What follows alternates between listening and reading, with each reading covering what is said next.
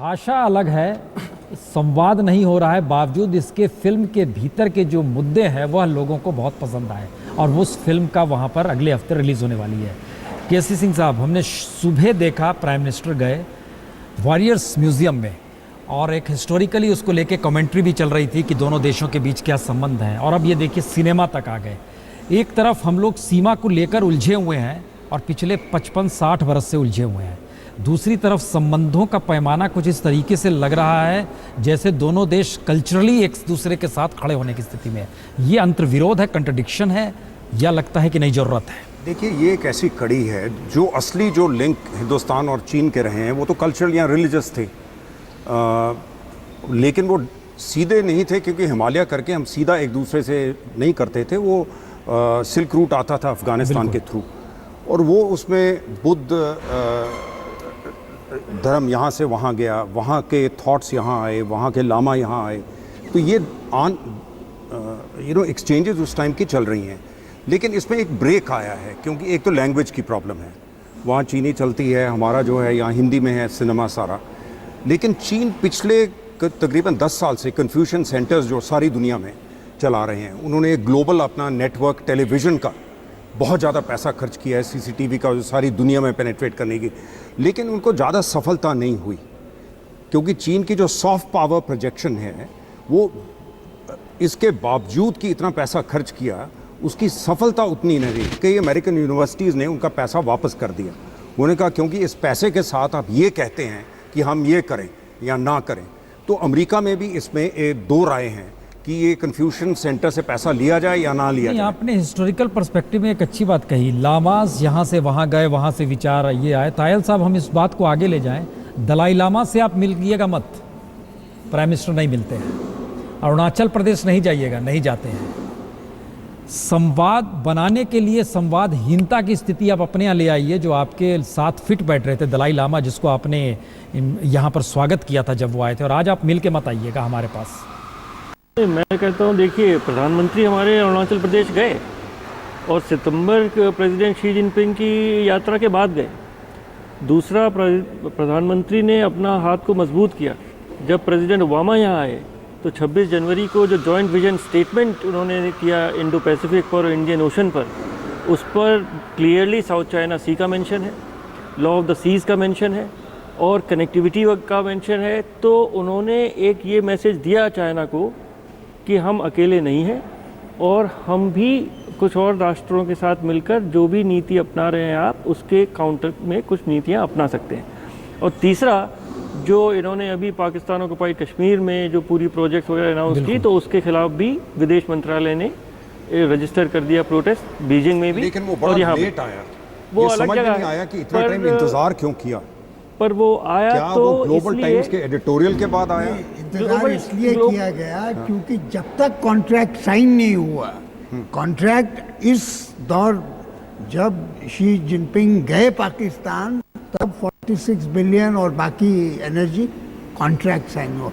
और क्योंकि लेकिन उस समय हम नहीं बोले, उसके बड़े हफ्ते बाद जाने से पहले बोले। हम देखिए, एकदम रिएक्ट करना भी नहीं चाहिए। मैं समझता हूँ कि चीन तो एकदम रिएक्ट करता है, पर हम लोगों को सोच समझ के, आप अरुणाचल जाते हैं, चीन उसे समय रिएक्ट करता है, अच्छी तरह सोच समझ के रिएक्ट करना मामलों पे मैं एक बात बोलना चाहती हूँ कि जैसे अभी वक्तव्य आया था कि संस्कृति बीजेपी की जो विदेश नीति है और खासकर मोदी जी की विदेश नीति है, उसका एक स्तंभ है। और भारत और चीन के संदर्भ में अगर हम इस सांस्कृतिक पहलू को अगर जोर दें तो हमारे सामने एक नया रास्ता खुलता है। आज चीन में 300 मिलियन बुद्धिस्ट हैं। एक ऐसा तबका है कि आपको, और उनके लिए जब भी वो बुद्ध धर्म के बारे में सोचते हैं कि भारत से बुद्ध धर्म यहाँ आया है, और भारत की अहमियत इस सांस्कृतिक पहलू में बहुत ज़्यादा है। हमें इस 300 मिलियन लोगों को एड्रेस करना चाहिए, हमें अपना टूरिज्म के लिए खोलना चाहिए। आप सोचिए आपको किस तरह के मौके और फायदे मिल सकते हैं, ये हम लोग इस तरह से सोचते ही नहीं। आप जो कह रहे हैं उसमें तथ्य है कि 200 मिलियन बुद्धिस्ट हैं, 300 मिलियन बुद्धिस्ट हैं। लेकिन देखिए, चीन के बारे में नीति हमारी स्पष्ट होनी चाहिए। चीन भारत का नंबर 1 शत्रु है, वो भारत को शत्रु मानता है।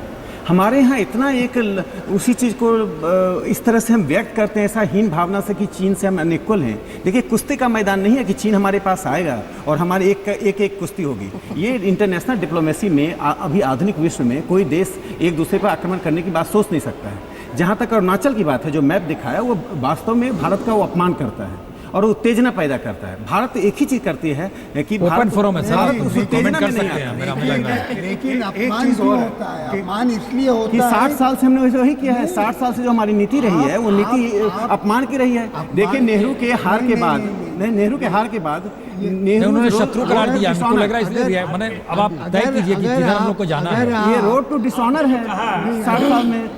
आपने कहा कि वो एक शत्रु है हमारा डिक्लेयर्ड, तो फिर उससे इतना रिश्ता बनाने की क्या वजह हो सकती है? आरएसएस की जो भी थिंकिंग चाइना के बारे में है वो आज से तो नहीं है, 50 साल से आप लोग जो बोलते आए हैं।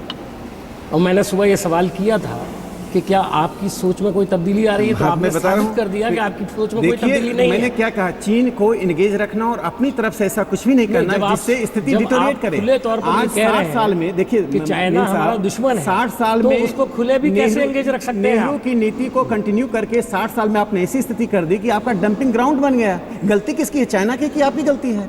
एक साल में आप चाहते हैं वो पूरी एंटी डंपिंग लागू हो जाए तो नहीं संभव है। और चाइना की जो बॉर्डर पे चाइना ने किया उसको आप चाहते हैं एक साल में ठीक कर दें। आज प्रधानमंत्री अरुणाचल जाकर चीन जाते हैं, ये संदेश है कि देखो अरुणाचल में हम क्या कर रहे हैं। तुम मैप दिखाओ, हम अरुणाचल जा रहे हैं। डंपिंग ग्राउंड नहीं बनाया। एक और 60 साल के अंदर मीन साहब एक और बात कहना बहुत आगे ले जा करके दिखाया। तिब्बत के मामले को, और आपके एक साल के अंदर भारत कितने आगे गया है? आप सुन लीजिए, आप प्रधानमंत्री का 16वां एक साल में 16वां दौरा है। क्यों गलत क्या है? नहीं, कोई गलत नहीं है। मैं कह रहा हूँ तिब्बत के मामले क्या में है? पूरा देश तिब्बत से भावनात्मक रूप से जुड़ा हुआ है। भारतीय राज्य ने तिब्बत को डंप कर दिया चाहिए ना। भारतीय राज्य ने तिब्बत को डंप कर दिया। आपसे बात पूछता हूँ, मैं कहता हूँ तिब्बत के मामले को डंप करने की जरूरत नहीं है। जैसे चाइना संस्कृति को लेकर के और कल्चर को लेकर के आप पाकिस्तान से इसी तरह का रवैया इख्तियार कर सकते हैं? देखिए, पाकिस्तान तैयार नहीं है। पाकिस्तान जिहाद देता है, हम चाइना कहाँ तैयार है? आप पाकिस्तान से जिहाद लीजिए और आज क्या आप तिब्बत नीति को उल्टा करेंगे? नहीं, ये आपकी ऑफिशियल सरकारी नीति है। और अब आप ये बताइए, इस मुद्दे पे बहस इसलिए होनी चाहिए, क्या आप इस नीति को बदलना चाहते हैं? हमें वो करना चाहिए। तो फिर नेहरू ने पूछा था जब कि चाइना बड़ा दुश्मन की पाकिस्तान को लेकर, तो ये सवाल लगातार आ रहा था हमारे, लेकिन एक जहन में जब जैसे इन्होंने ये कहा तिब्बत को लेकर और चीन को लेकर, क्रिकेट आप पाकिस्तान के साथ नहीं खेलेंगे लेकिन फिल्म बनाएंगे, गुलाम अली साहब आएंगे। मेरा कहना ये जो चीज़ें अनुकूल हैं हमारी, उस दिशा में हमें बढ़ना है या नहीं बढ़ना है, और अगर बढ़ रहे हैं तो इसमें क्या गलत है? हमको लगता है ये एक चीज़ मैं याद करवा दूं कि जॉर्ज फर्नांडिस ने, याद है, उनकी टीवी इंटरव्यू में कह दिया था एनिमी नंबर 1 चीन को, और अटल बिहारी वाजपेयी प्रधानमंत्री थे वापस। तो जॉर्ज फर्नांडिस साहब को एनिमी नंबर 1 का फ्रेंड नहीं कहा, उन्होंने कहा था मेन थ्रेट इज चाइना। लेकिन वो सवाल इस तरह सवाल इस तरह से हुआ था। मैं उसके बारे में मैंने कहा हम तुरंत लौटते हैं ब्रेक के बाद, हम तुरंत लौटते हैं उन्होंने ये नहीं कहा। सवाल इस तरह से था।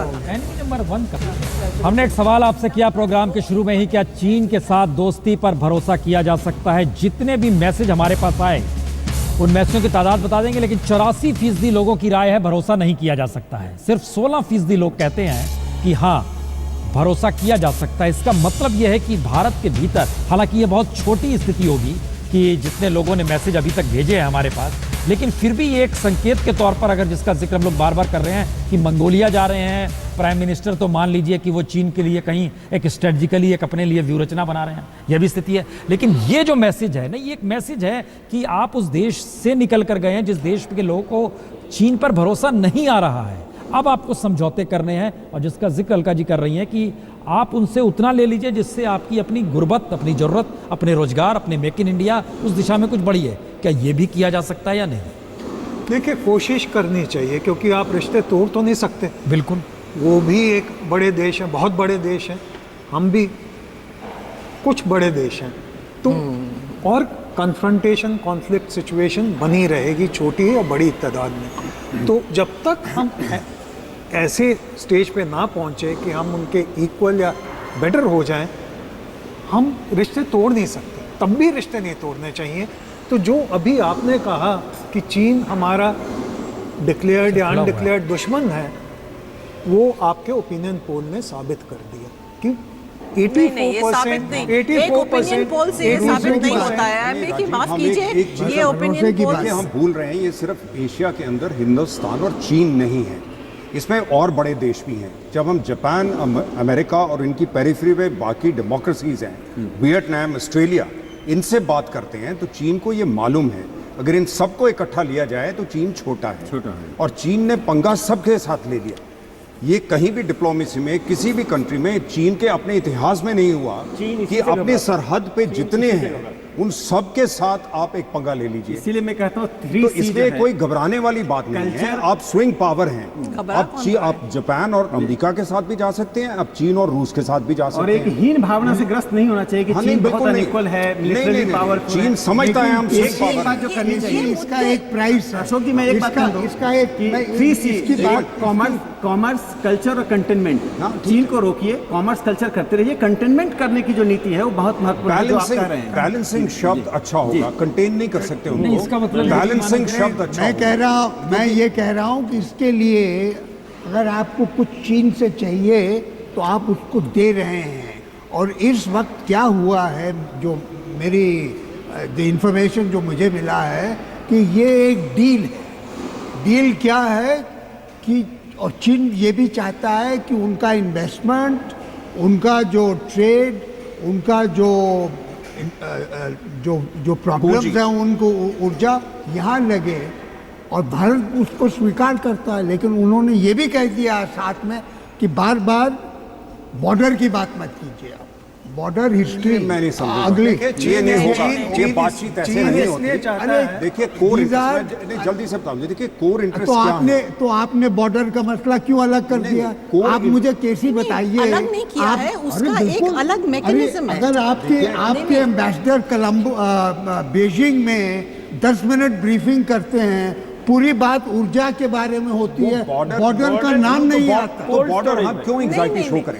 हम ये क्यों शो करें कि हमारा काम नहीं चलता, बॉर्डर सेटल करें? नहीं, तो इसका मतलब आपने वो स्वीकार कर दिया। सरकार भी कर रही है।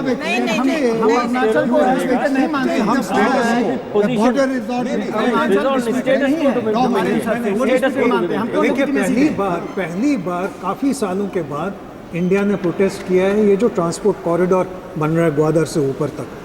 अदरवाइज उससे पहले कभी नहीं हाइड्रो इलेक्ट्रिक प्लांट्स बने, चाइनीज आर्मी वहाँ पे पोजीशन हुई, हमने कभी प्रोटेस्ट नहीं किया।